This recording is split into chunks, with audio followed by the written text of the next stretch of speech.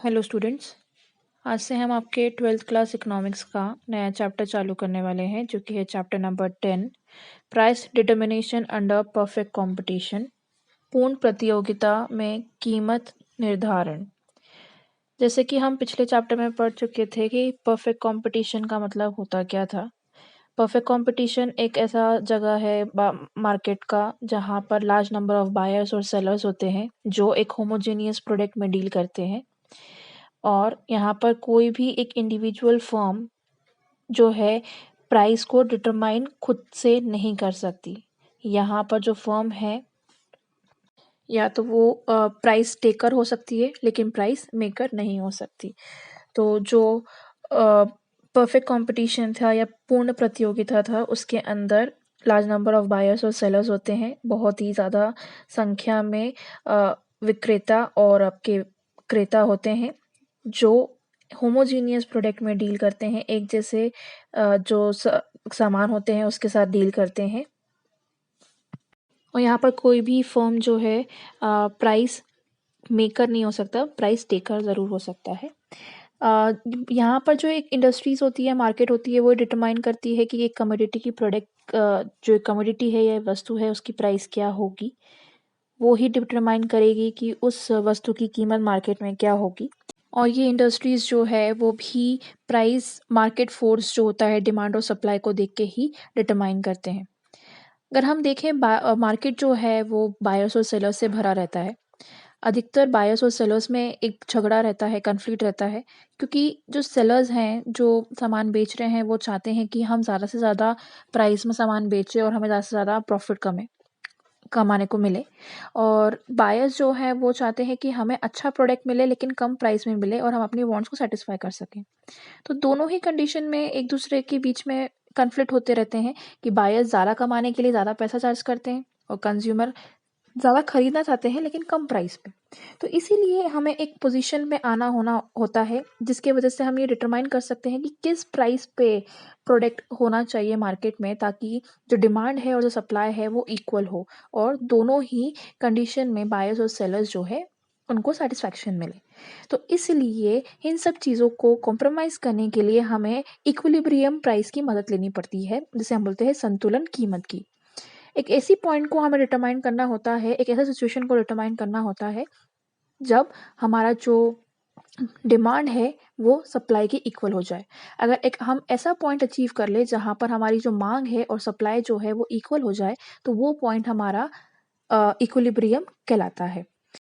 तो जैसे कि अभी हमने पढ़ा था कि जो मार्केट इक्विलिब्रियम होता है या संतुलन जिसे हम बोलते हैं कीमत का, वो कैसे अचीव हो सकता है। जब हमारा डिमांड जो है अगर सप्लाई के बराबर हो जाए तो मार्केट इक्विलिब्रियम या संतुलन जो है हमें मिल सकता है।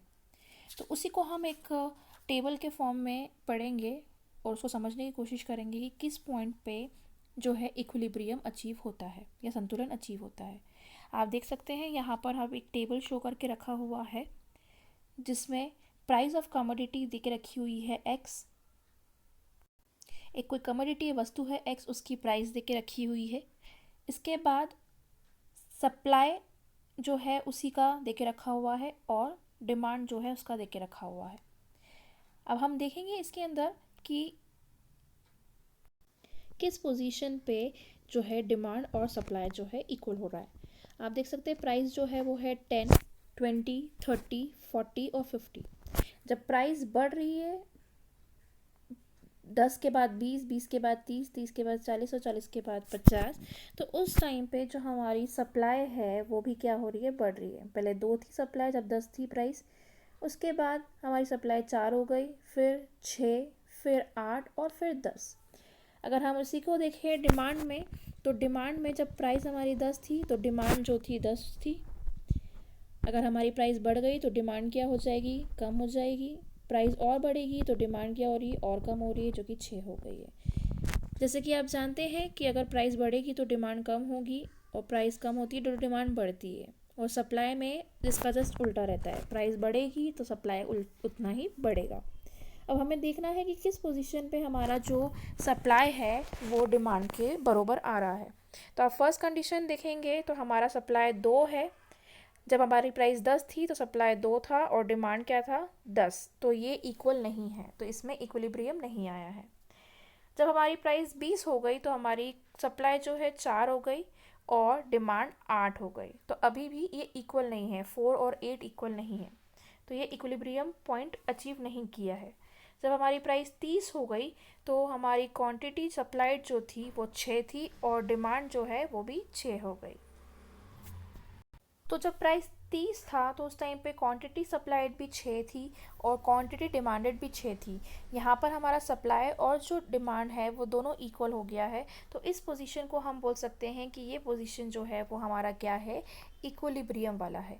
और नीचे वाला जो है उसके अंदर हम बोल सकते हैं कि जो हमारी जब प्राइस और बढ़ी तो सप्लाई और बढ़ गई, डिमांड कम हो गई। सप्लाई बढ़ रही है तो एक्सेस सप्लाई वाला कंडीशन आ जाएगा, लेकिन जहाँ पर डिमांड बढ़ रहा है और सप्लाई कम होगा तो वहाँ पर एक्सेस डिमांड वाला कंडीशन आ जाएगा। हमें सिर्फ ये पॉइंट देखना है कि कौन सा पॉइंट पे हमारा जो डिमांड है वो सप्लाई के बराबर आ रहा है।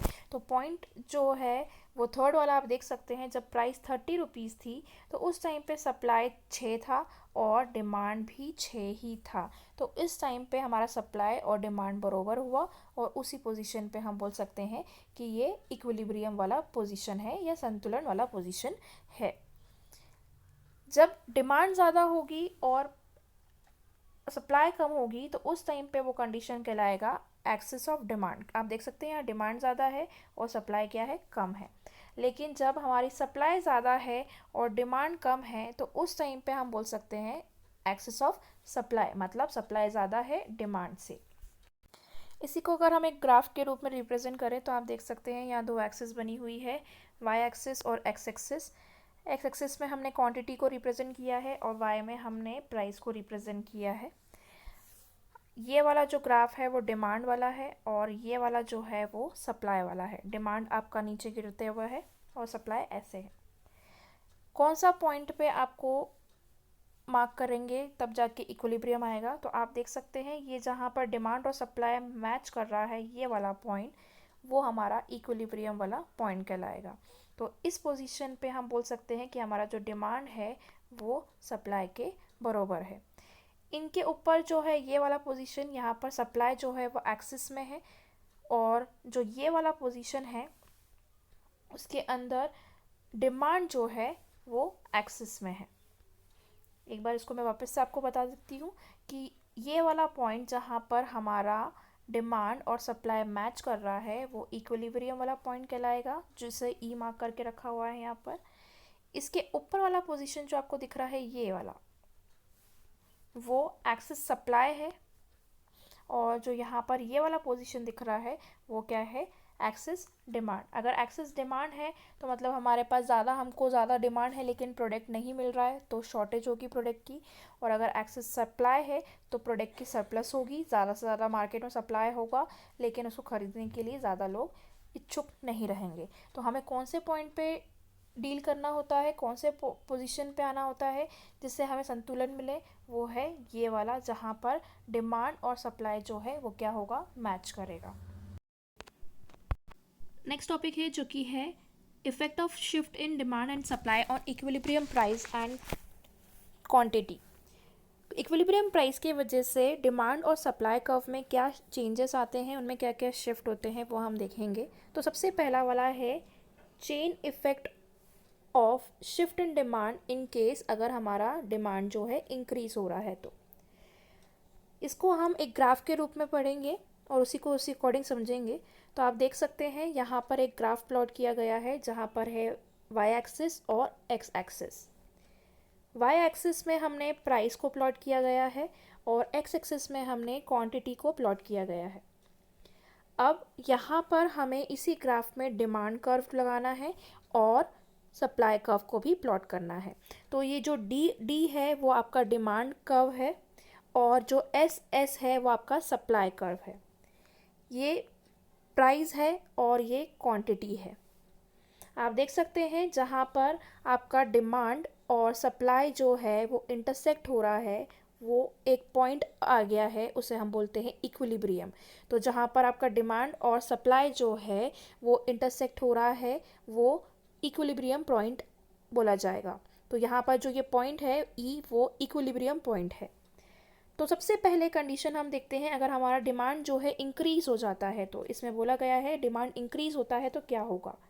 तो हमें क्या करना है, अगर हमारा डिमांड इंक्रीज होगा तो हमारा डिमांड कर्व जो है वो इस तरफ आगे बढ़ जाएगा। तो एक नया डिमांड कर्व फॉर्म होगा जो कि है D1 D1।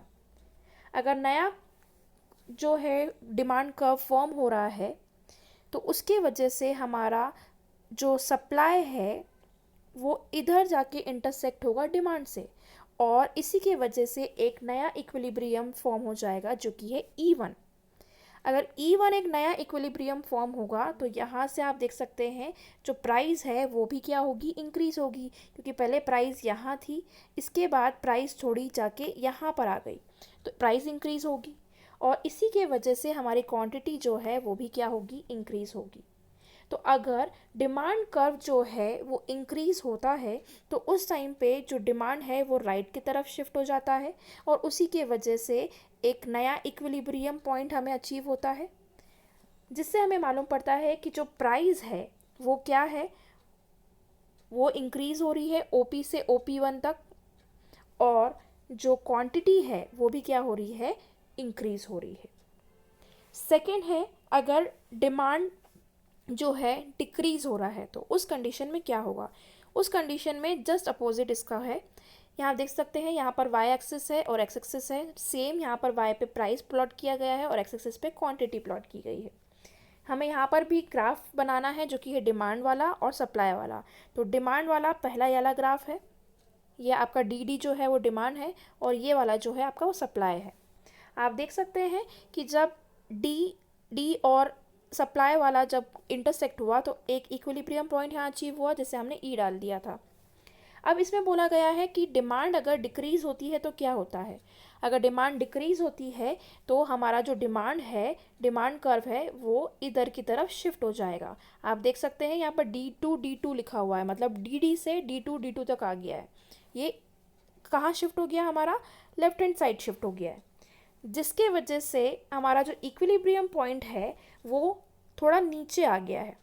नया इक्विलिब्रियम पॉइंट जो है वो नीचे आ गया है, जिसके वजह से प्राइस जो है वो भी डिक्रीज हो गया है और क्वांटिटी जो है वो भी क्या हो गई, रिड्यूस हो गई है। तो अगर डिमांड कर्व जो है वो इंक्रीज होता है या डिमांड इंक्रीज होती है तो प्राइस इंक्रीज होगी और क्वांटिटी डिमांडेड भी इंक्रीज होगी और नया इक्विलिब्रियम पॉइंट हमारा बढ़ेगा। अगर डिमांड डिक्रीज होता है तो डिमांड कर्व जो है वो लेफ़्ट की तरफ शिफ्ट हो जाएगा, जिसके वजह से प्राइस जो है वो भी गिर जाएगी और क्वांटिटी जो है वो भी क्या होगी, शिफ्ट हो जाएगी या कम हो जाएगी, डिक्रीज हो जाएगी। नेक्स्ट है change effect of shift in supply, increase in supply. सबसे पहले हमने डिमांड के बारे में देखा कि अगर डिमांड में कुछ चेंजेस आते हैं या डिमांड में कुछ शिफ्ट होती है तो उसकी वजह से क्या होता है। वैसे ही अब हम सप्लाई या पूर्ति के बारे में देखेंगे। अगर पूर्ति या सप्लाई हमारी इंक्रीज होती है तो उस टाइम पे क्या होगा, हमारे ग्राफ में क्या क्या चेंजेस आएंगे और इक्विलिब्रियम पॉइंट का क्या होगा वो देख लेते हैं। तो आप देख सकते हैं यहाँ पर भी ग्राफ प्लॉट किया गया है जहाँ पर y एक्सिस है और x एक्सिस है। सेम कंडीशन है, y एक्सिस में हमने प्राइस को लिया है और x एक्सिस में हमने क्वांटिटी को प्लॉट किया गया है। अब यहाँ पर भी हमें डिमांड कर्व और जो है सप्लाई कर्व को प्लॉट करना होगा। तो सप्लाई कर्व आपका ये एस जो है वो नॉर्मल सप्लाई कर्व है और ये डी वाला जो है वो आपका नॉर्मल डिमांड कर्व है। ये पॉइंट आपका जहाँ पर ये दोनों इंटरसेक्ट हो रहे हैं वो इक्विलिब्रियम है और ये आपका प्राइस और ये वाली आपकी क्वांटिटी। अगर हमारा शिफ्ट हो जाता है सप्लाई या इंक्रीज हो जाता है सप्लाई तो हमारा जो सप्लाई है वो यहाँ से इस पोजीशन पे आएगा नीचे, और ये वाला आपका जो दिख रहा है वो आपका नया सप्लाई कर्व बन जाएगा।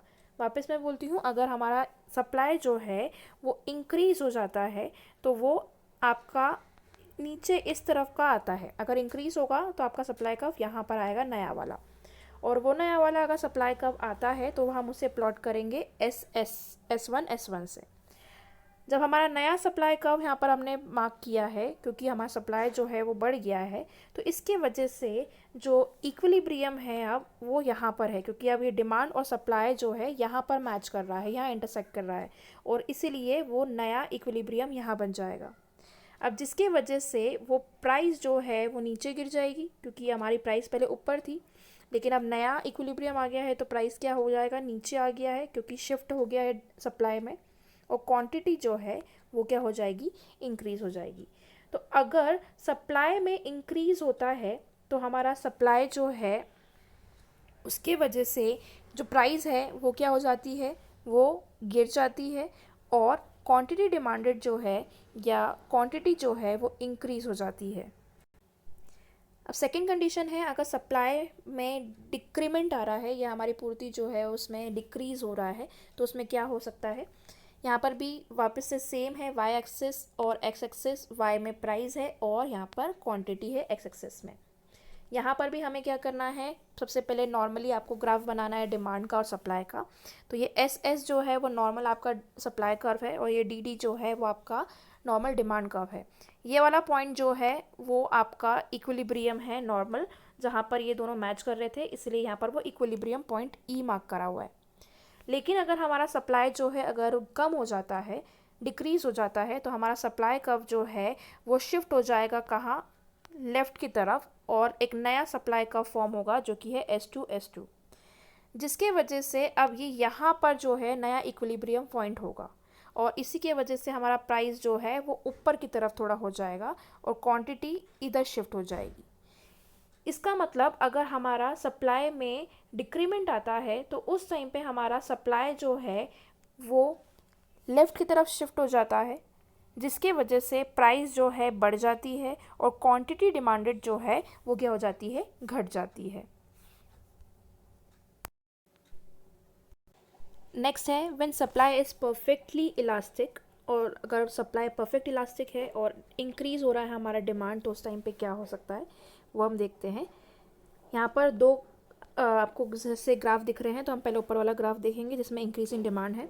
तो पहले वाले ग्राफ में आपको वाई एक्सिस है और एक्स एक्सिस है as it is. Y axis में हमने प्राइस को मार्क किया है, एक्स एक्सिस में हमने क्वांटिटी को मार्क किया गया है।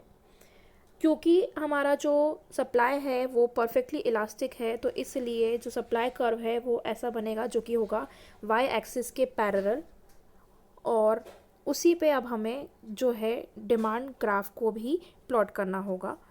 तो ये वाला जो है वो हमारा डिमांड कर्व है जो सप्लाई कर्व से इंटरसेक्ट कर रहा है यहाँ पर, इसलिए इस पॉइंट को हमने इक्विलिब्रियम ई मार्क करा है। क्योंकि हमारा जो सप्लाई है वो परफेक्टली इलास्टिक है, तो सप्लाई कर्व हमेशा हॉरिजॉन्टल रहेगा और वो पैरेलल रहेगा एक्स एक्सिस की वजह से, एक्स एक्सिस पे। और इस पॉइंट पे जहाँ पर हमारा सप्लाई और डिमांड जो है वो मीट कर रहा है, वो पॉइंट हमारा अभी इक्विलिब्रियम बन चुका है। लेकिन अगर हमारा डिमांड जो है बढ़ता है, तो उस टाइम पे हमारा जो ये वाला डिमांड है वो इधर शिफ्ट हो जाएगा और एक नया डिमांड बन जाएगा ये वाला जो कि है D1, जिसके वजह से एक नया इक्विलिब्रियम पॉइंट फॉर्म हो जाएगा जो कि है E1। और अगर एक नया इक्विलिब्रियम फॉर्म होता है तो उसके वजह से हमारी जो पहले यहाँ तक की क्वांटिटी थी डिमांड की, वो अब क्या हो जाएगी, क्वांटिटी डिमांडेड यहाँ तक की हो जाएगी, वो बढ़ जाएगी यहाँ पर।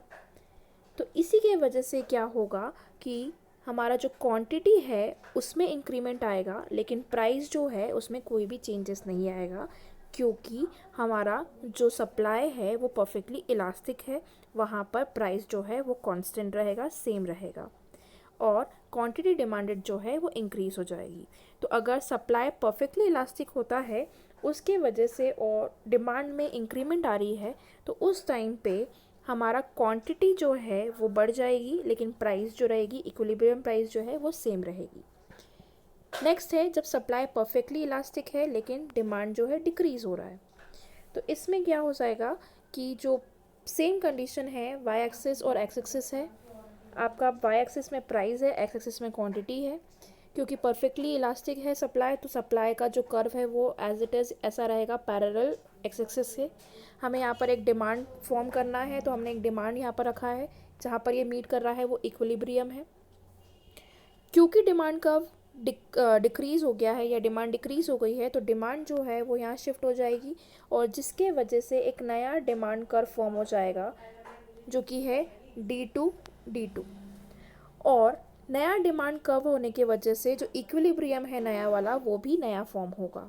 पहले जब हमारा डिमांड जो था वो इस तरफ पॉइंट हो रहा था इक्विलिब्रियम का, तो हमारी जो क्वांटिटी थी यहाँ तक आ रही थी।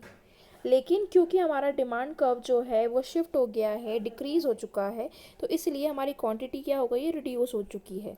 अब वो क्वांटिटी कहाँ तक आ गई, सिर्फ यहीं तक आ गई। तो इस केस में जब हमारा सप्लाई इलास्टिक है और डिमांड जो है डिक्रीज़ हो रहा है, तो उस टाइम पे प्राइस तो सेम रहेगा, लेकिन जो क्वांटिटी डिमांडेड है वो क्या हो जाएगी, डिक्रीज़ हो जाएगी। तो जब सप्लाई परफेक्टली इलास्टिक होता है और डिमांड इंक्रीज़ हो रहा है, तब भी प्राइस आपका सेम रहेगा, लेकिन जो क्वांटिटी है वो बढ़ जाती है। लेकिन अगर जब परफेक्टली इलास्टिक है सप्लाई और डिमांड डिक्रीज़ हो रहा है, तो उस टाइम पे भी प्राइस सेम रहेगा, प्राइस इक्विलिब्रियम जो है वो सेम रहेगा, लेकिन जो क्वांटिटी डिमांडेड है वो क्या हो जाएगी, डिक्रीज़ हो जाएगी।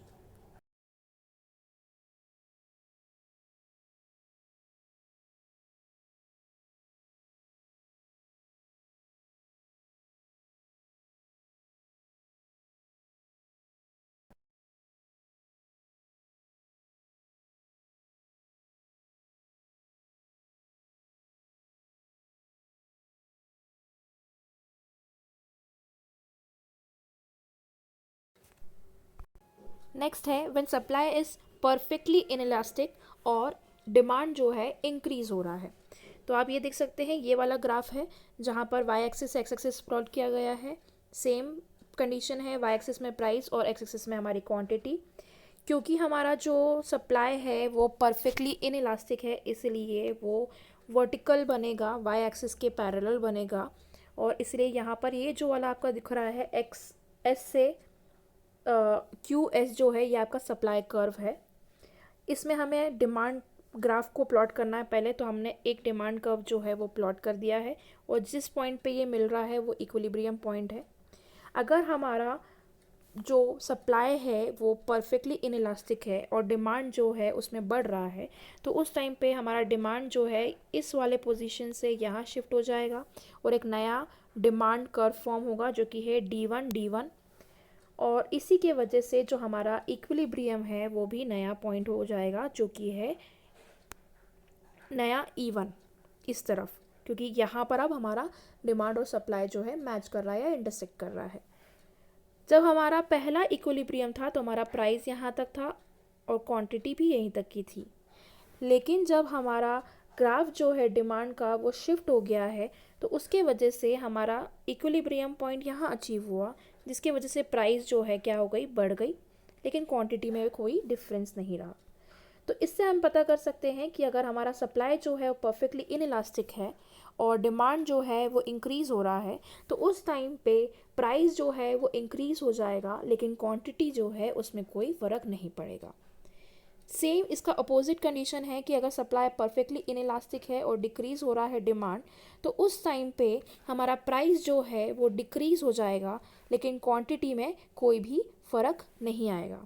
आप देख सकते हैं ये वाला ग्राफ जो है, जब डिमांड डिक्रीज़ हो रहा है तो डिमांड कर्व नीचे शिफ्ट हो गया, मतलब प्राइस भी नीचे शिफ्ट हो गया, लेकिन क्वांटिटी जो है उसमें कोई भी चेंजेस नहीं आ रहे हैं।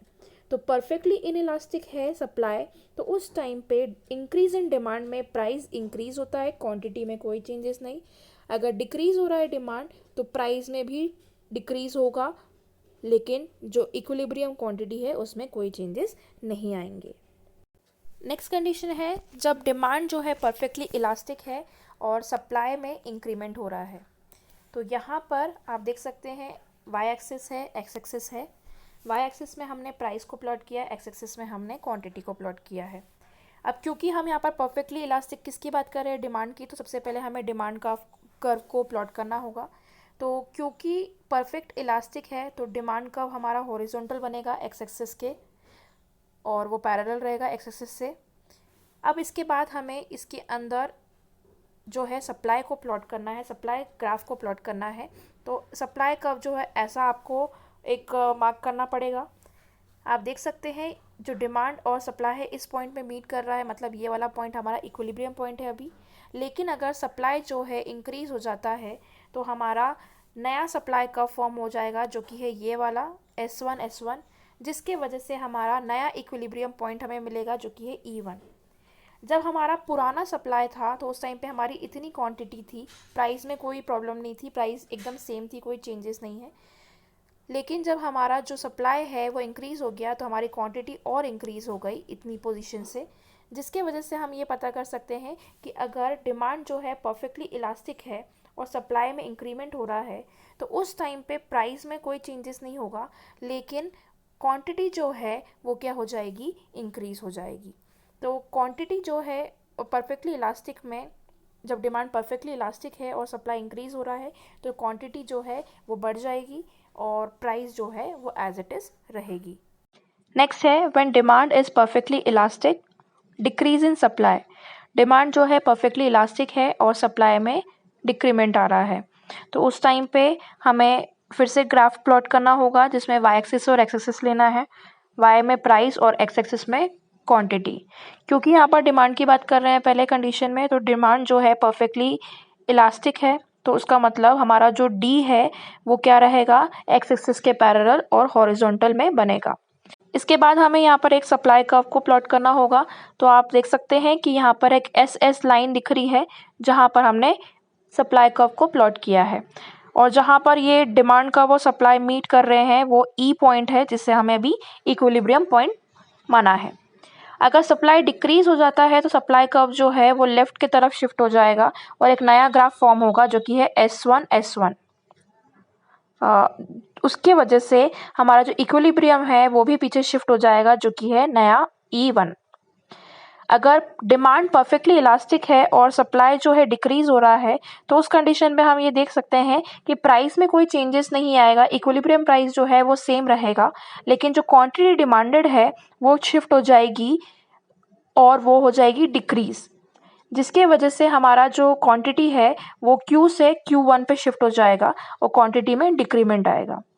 तो अगर परफेक्टली इलास्टिक है डिमांड और सप्लाई डिक्रीज हो रहा है तो प्राइस में कोई चेंजेस नहीं होगा, लेकिन क्वांटिटी डिमांडेड जो है वो डिक्रीज हो जाएगी। नेक्स्ट है when demand is perfectly inelastic और सप्लाई इंक्रीज हो रहा है।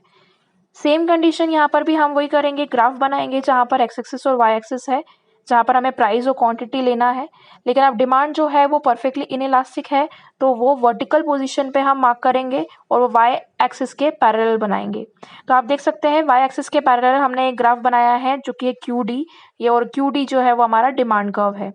अब इसी के अंदर हमें क्या करना है, सप्लाई कर्व को भी प्लॉट करना है। तो आप एक देख सकते हैं ये एस एस जो दिख रहा है वो आपका सप्लाई कर्व है, जहाँ पर QD और SS मीट कर रहा है वो हमने एक इक्विलिब्रियम पॉइंट यहाँ पर मार्क किया है जिससे हमने E के नाम से प्लॉट किया है। अगर हमारा सप्लाई जो है इंक्रीज होता है तो हमारा सप्लाई राइट की तरफ शिफ्ट हो जाएगा और राइट की तरफ एक नया सप्लाई कर्व बन जाएगा जो कि है S1, जिसके वजह से हमारा एक नया इक्विलिब्रियम पॉइंट अचीव होगा जो कि है E1। पहले हमारा जब नॉर्मल था, जब सप्लाई में कोई चेंजेस नहीं थी तो प्राइस जो थी वो थोड़ी ऊपर थी, लेकिन क्योंकि हमारा जो प्राइस सप्लाई जो है वो इंक्रीज हो गया तो उसके वजह से सप्लाई कर्व भी हमारा राइट की तरफ शिफ्ट हो गया, जिसके वजह से एक नया इक्विलिब्रियम पॉइंट अचीव हुआ और प्राइस जो है वो नीचे की तरफ शिफ्ट हो गया जो कि है P1 की तरफ। आप देख सकते हैं कि डिमांड अगर परफेक्टली इनइलास्टिक है और सप्लाई इंक्रीज हो रहा है तो उस टाइम पे क्वांटिटी डिमांडेड जो है उसके अंदर कोई भी चेंजेस नहीं आएंगे, लेकिन जो प्राइस है या इक्विलिब्रियम प्राइस जो है वो हो जाएगी डिक्रीज, मतलब वो प्राइस जो है वो डिक्रीज हो जाएगी। तो जब हमारा डिमांड परफेक्टली इनइलास्टिक है और सप्लाई इंक्रीज हो रहा है तो प्राइस जो है वो नीचे की तरफ गिर जाएगी, लेकिन क्वांटिटी डिमांडेड में कोई भी फर्क नहीं होगा। और इसी का जस्ट अपोजिट यही रहेगा कि अगर सप्लाई डिक्रीज हो रहा है तो उस टाइम पे हमारा प्राइस इंक्रीज हो जाएगा, लेकिन क्वांटिटी डिमांडेड जो है उसमें कोई भी चेंजेस नहीं आएगा। नेक्स्ट टॉपिक है जो कि है simultaneous increase in demand and supply.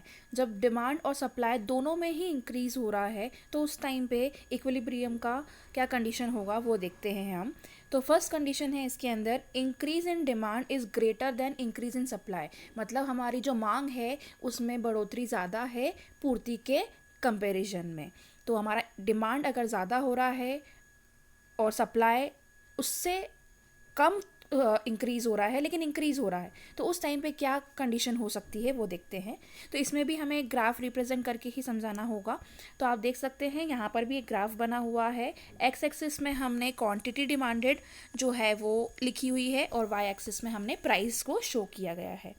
यहाँ पर जो डिमांड है और सप्लाई है वो इंटरसेक्ट कर रहा है पॉइंट ई पे।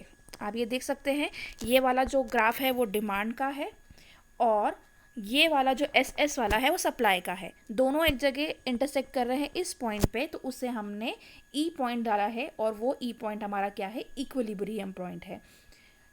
जो ओ पी है वो हमारा इक्विलिब्रियम प्राइस है फिलहाल, और ओ क्यू जो है, मतलब ये ओ पी जो है इक्विलिब्रियम प्राइस है और ओ क्यू जो है वो हमारा इक्विलिब्रियम क्वांटिटी है।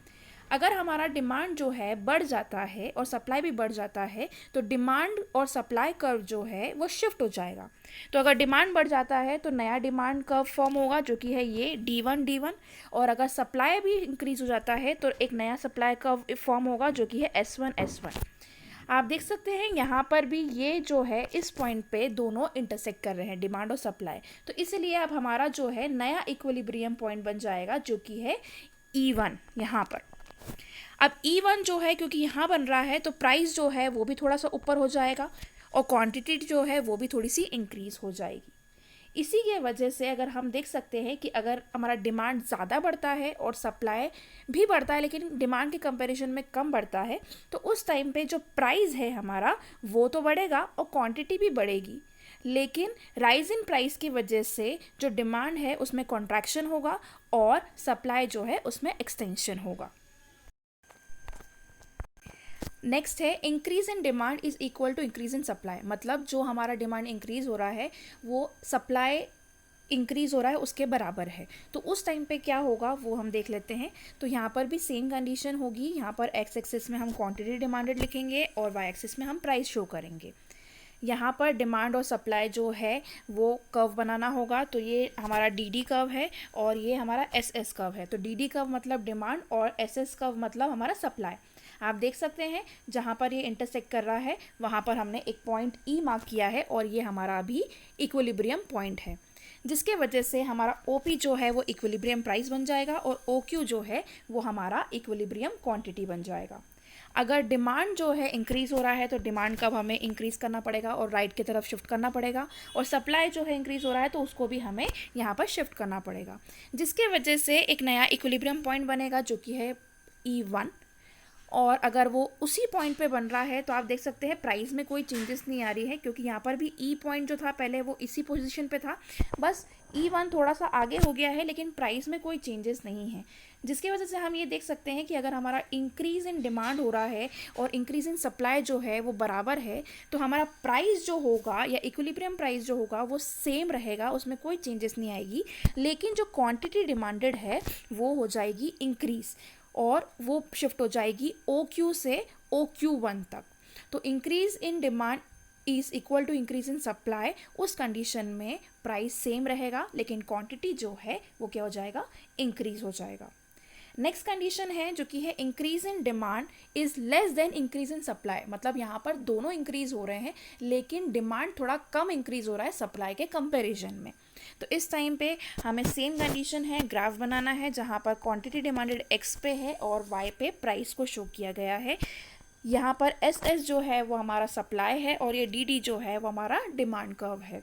ये दो जहाँ इंटरसेक्ट कर रहे हैं वो उसको हमने पॉइंट ई डाला है, तो ये हमारा इक्विलिब्रियम पॉइंट है। ओ पी हमारा अभी इक्विलिब्रियम प्राइस है और ओ क्यू हमारा इक्विलिब्रियम क्वांटिटी है।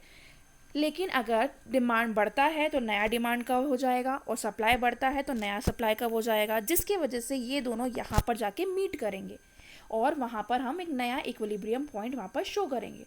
अगर नया इक्विलिब्रियम पॉइंट जो है वो इधर आ रहा है तो इसका मतलब है कि प्राइस थोड़ा सा आप देख सकते हैं नीचे गिर गया है और क्वांटिटी जो है वो थोड़ी सी शिफ्ट हो गई है।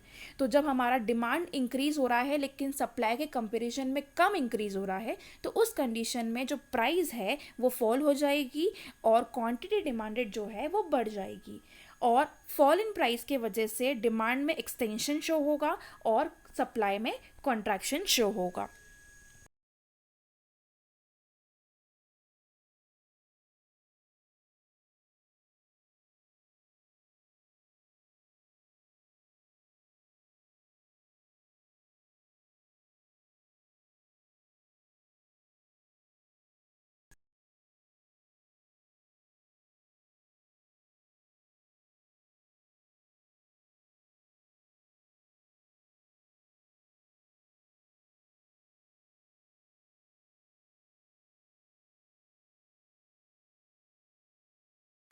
नेक्स्ट है जो कि है decrease in demand is greater than decrease in supply. मतलब दोनों ही डिक्रीज हो रहे हैं, सप्लाई भी डिक्रीज हो रहा है, डिमांड भी डिक्रीज हो रहा है, लेकिन जो डिक्रीज इन डिमांड है वो ज़्यादा है सप्लाई के कंपैरिजन में। तो उस टाइम पे क्या होगा वो देख सकते हैं हम अभी। यहाँ पर देख सकते हैं आप कि यहाँ पर भी ग्राफ शो किया गया है, जहाँ पर वाई एक्सिस पे प्राइस है और एक्स एक्सिस पे क्वांटिटी है। अब हमें यहाँ पर डिमांड कर्व बनाना है और सप्लाई कर्व बनाना है। तो ये डी डी जो है वो हमारा डिमांड है और ये एस एस जो है हमारा सप्लाई है। ये जिस पॉइंट पे मीट कर रहे हैं वो क्या है, इक्विलिब्रियम है। और ओ पी जो है वो हमारा इक्विलिब्रियम प्राइस है और ओ क्यू जो है हमारा इक्विलिब्रियम क्वांटिटी है। अब हमें यहाँ पर क्या शो करना है, डिक्रीज इन डिमांड। अगर डिमांड डिक्रीज हो रहा है तो डिमांड जो है इधर की तरफ शिफ्ट हो जाएगा, लेफ्ट की तरफ, और एक नया हमारा डी डी कर्व बनेगा जो कि डी टू डी टू। वैसे ही अगर सप्लाई भी डिक्रीज हो रहा है तो वो भी इधर की तरफ शिफ्ट हो जाएगा और एक नया कर्व बनेगा जो कि है S2 यहाँ पर ये डिमांड जो है नया वाला और सप्लाई जो है जहाँ मीट कर रहा है वो एक नया इक्विलिब्रियम पॉइंट बनेगा जो कि है E2। पहले प्राइस ऊपर थी क्योंकि इक्विलिब्रियम ऊपर था, लेकिन इक्विलिब्रियम अब नीचे आ गया है तो प्राइस जो है वो नीचे की तरफ शिफ्ट हो गई है। तो इसके वजह से हम ये देख सकते हैं कि अगर डिमांड में डिक्रीज हो रहा है सप्लाई के कंपैरिजन में, तो उस टाइम पे प्राइस जो है वो नीचे गिर जाएगी और क्वांटिटी डिमांडेड जो है वो भी क्या हो जाएगी, कम हो जाएगी। तो इस टाइम पे प्राइस के कम होने की वजह से डिमांड में एक्सटेंशन होगा और सप्लाई में कॉन्ट्रैक्शन होगा। नेक्स्ट कंडीशन है जो कि है decrease in demand is equal to decrease in supply. मतलब दोनों ही डिक्रीज हो रहे हैं और दोनों बराबर के अमाउंट में ही डिक्रीज हो रहे हैं। तो उस टाइम पे जो प्राइस है वो इक्वल रहेगी, प्राइस में कोई चेंजेस नहीं रहेगा, बस क्वांटिटी डिमांडेड जो है वो क्या हो जाएगी, डिक्रीज हो जाएगी। जब हमारा सप्लाई और डिमांड दोनों में ही डिक्रीज हो रहा है, दोनों में ही कमी आ रही है और दोनों में कमी जो आ रही है वो बराबर आ रही है, तो उस टाइम पे जो प्राइस होगी, इक्विलिब्रियम प्राइस होगी, वो सेम रहेगी, लेकिन जो क्वांटिटी डिमांडेड है, जो क्वांटिटी है वो क्या हो जाएगी, डिक्रीज हो जाएगी। नेक्स्ट है जो कि है decrease in demand is less than decrease in supply. मतलब डिमांड जो है उसमें डिक्रीज हो रहा है, लेकिन जो सप्लाई है वो ज़्यादा डिक्रीज हो रहा है एज़ कम्पेयर टू डिमांड। तो जब डिमांड और सप्लाई दोनों ही डिक्रीज हो रहे हैं तो उस टाइम पे जो हमारा डिमांड कर्व है और जो सप्लाई कर्व है वो शिफ्ट हो जाएगा पीछे की तरफ। पहला वाला डिमांड कर्व ये था और जो सप्लाई कर्व था ये था, दोनों एक तरफ इंटरसेक्ट हो रहे हैं और इस तरफ जो जब वो इंटरसेक्ट हो रहे हैं तो उसे हमने पॉइंट ई मार्क किया है और ये हमारा इक्विलिब्रियम है। लेकिन जब हमारा डिमांड और सप्लाई दोनों ही डिक्रीज होगा तो वो बैकवर्ड की तरफ शिफ्ट हो जाएगा और नया डिमांड और नया सप्लाई का फॉर्म होगा, जिसके वजह से एक नया इक्विलिब्रियम पॉइंट फॉर्म होगा जो कि है E2। आप देख सकते हैं पहले जब हमारा इक्विलिब्रियम था तो प्राइस इस तरफ था, लेकिन जब हमारा इक्विलिब्रियम नया बना तो प्राइस थोड़ा इधर आ गया। इसका मतलब है प्राइस जो है अगर डिमांड और सप्लाई दोनों ही डिक्रीज हो रहे हैं लेकिन सप्लाई ज़्यादा डिक्रीज हो रहा है डिमांड के कंपैरिजन में, तो उस टाइम पे जो प्राइस है वो इंक्रीज हो जाएगा और नया प्राइस हमारा इक्विलिब्रियम बन जाएगा और क्वांटिटी डिमांडेड है वो भी क्या हो जाएगा, डिक्रीज हो जाएगा। तो इस टाइम पे प्राइस बढ़ेगा, क्वांटिटी डिमांडेड जो है वो क्या हो जाएगा, डिक्रीज हो जाएगा। प्राइस इंक्रीज होने की वजह से डिमांड में कॉन्ट्रैक्शन आएगा और सप्लाई में एक्सटेंशन आएगा। नेक्स्ट टॉपिक है जो कि है प्राइस सीलिंग, जिसे हम हिंदी में कीमत छत बोलते हैं। जैसे कि आप जानते हैं कि जो प्राइस है मार्केट में, जो कीमत है वो बाज़ार में सप्लाई और डिमांड के अकॉर्डिंग जो है डिटरमाइन होती है। लेकिन बहुत सारी ऐसी प्राइस है जो असेंशियल कमोडिटी से रिलेटेड होती है। असेंशियल कमोडिटी मतलब जो रोज़मर्रा की हमारी ज़रूरतों की चीज़ें होती हैं, वो प्राइस जो है जनरली गवर्नमेंट डिसाइड करती है और गवर्नमेंट उस प्राइस को कंट्रोल करके रखती है। तो सीलिंग का मतलब या छत का मतलब मैक्सिमम लिमिट, मतलब किसी प्राइस की मैक्सिमम लिमिट किसी प्रोडक्ट की मैक्सिमम लिमिट या प्राइस को सेट करना। और प्राइस सीलिंग का मतलब है fixing the maximum price of commodity at a level lower than the equilibrium price. मतलब ऐसी कमोडिटी की प्राइस को फिक्स करना, मेनली कौन सी कमोडिटी की, असेंशियल कमोडिटी की प्राइस को फिक्स करना, और वो प्राइस फिक्स करना इक्विलिब्रियम प्राइस के नीचे। तो मतलब अगर हम किसी कमोडिटी की प्राइस इक्विलिब्रियम प्राइस के नीचे फिक्स कर रहे हैं, उसकी मैक्सिमम प्राइस जो कमोडिटी की इक्विलिब्रियम प्राइस के नीचे फिक्स कर रहे हैं, तो उसे हम प्राइस सीलिंग कहेंगे। ये ऑफन जो है गवर्नमेंट द्वारा फिक्स की जाती है, ताकि जो गरीब लोग हैं, जो गरीब वर्ग के लोग हैं, poor section of the society है, वो इन कमोडिटीज़ को परचेज कर सके और कंज्यूम कर सके। तो प्राइस सीलिंग मेनली गवर्नमेंट जो है क्या करती है, इक्विलिब्रियम प्राइस के नीचे जो है एक price limit, maximum limit product का सेट करती है। और ये जो प्राइस है अधिकतर असेंशियल कमोडिटीज़ की होते हैं। गवर्नमेंट ये प्राइस लिमिट इसलिए सेट करती है ताकि जो poor section of the society है वो भी कुछ प्रोडक्ट जो असेंशियल है, जो ज़रूरी है ज़िंदगी के लिए, वो ख़रीद सके और कंज्यूम कर सके। तो जो प्राइस सीलिंग है या कीमत छत जो है वो सरकार द्वारा जनता के हित में उठाया गया एक कदम है। जो प्रतियोगिता बाज़ार होता है उसमें कीमत जो है मांग और पूर्ति के अकॉर्डिंग सेट की जाती है, लेकिन सरकार द्वारा जो है आवश्यक वस्तुओं के लिए अलग अलग मूल्य जो है वो डिसाइड किया जाता है और एक सीमा जो है निर्धारित की जाती है, जिसे प्राइस सीलिंग बोलते हैं या कीमत छत बोलते हैं। बेसिकली ये आवश्यक वस्तु के लिए की जाती है, जैसे कि गेहूँ, चावल, शक्कर जो है, मिट्टी का तेल, जैसे ऐसी वस्तु जो हमारी रोज़मर्रा की ज़िंदगी में काम आती है, असेंशियल कमोडिटी है। और ये इसलिए की जाती है सरकार द्वारा ताकि जो गरीब वर्ग के लोग हैं वो भी इन असेंशियल कमोडिटीज़ को ख़रीद सके और अफोर्ड कर सके। और अगर इसको हम एक ग्राफ के रूप में समझें तो यहाँ पर एक ग्राफ भी शो किया गया है जिसके अंदर वाई एक्सिस और एक्स एक्सिस दिखा है। वाई एक्सिस में प्राइस है और एक्स एक्सिस में हमने क्वांटिटी शो की है। डिमांड और सप्लाई का दोनों का कर्व भी बना है, जहाँ पर डिमांड और सप्लाई मीट कर रहे हैं वो पॉइंट ई है और वो इक्विलिब्रियम पॉइंट है, और ओ पी जो है वो इक्विलिब्रियम प्राइस है। लेकिन क्योंकि प्राइस सीलिंग की बात कर रहे हैं, कीमत छत की बात कर रहे हैं, तो जो प्राइस सीलिंग है वो गवर्नमेंट द्वारा इक्विलिब्रियम पॉइंट से नीचे की प्राइस सेट की जाती है। तो यहाँ पर आप देख सकते हैं कि जो पी स्टार दिख रहा है आपको, वो आपका नया पॉइंट है, नया प्राइस है, जिसके अंदर गवर्नमेंट जो है वो इक्विलिब्रियम प्राइस जो है उसके नीचे की प्राइस डिसाइड करती है और उसी को हम प्राइस सीलिंग बोलते हैं। आप देख सकते हैं ये जो प्राइस आ रही है वो प्राइस सीलिंग है यहाँ पर। तो ओपी जो है यहाँ पर वो आपका इक्विलिब्रियम प्राइस है, लेकिन प्राइस सीलिंग की बात करें तो ओपी स्टार आपका नया प्राइस हो जाएगा और उसमें प्राइस सीलिंग जो है वो कहलाएगा। यहाँ पर आप देख सकते हैं अगर प्राइस जो है कम होगी तो जो poor section of the society जो है वो क्या है, इस प्राइस पे कमोडिटीज़ को क्या है खरीद सकती है। यहाँ पर जो ओपी स्टार है वो प्राइस है जिसमें प्रोड्यूसर जो है वो चाहता है कि हम OQ1 क्वांटिटी तक सप्लाई करें, लेकिन जो कंज्यूमर है वो डिमांड कर रहा है कि हमें क्वांटिटी OQ2 तक मिले, जिसके वजह से डिमांड जो है वो बढ़ रहा है।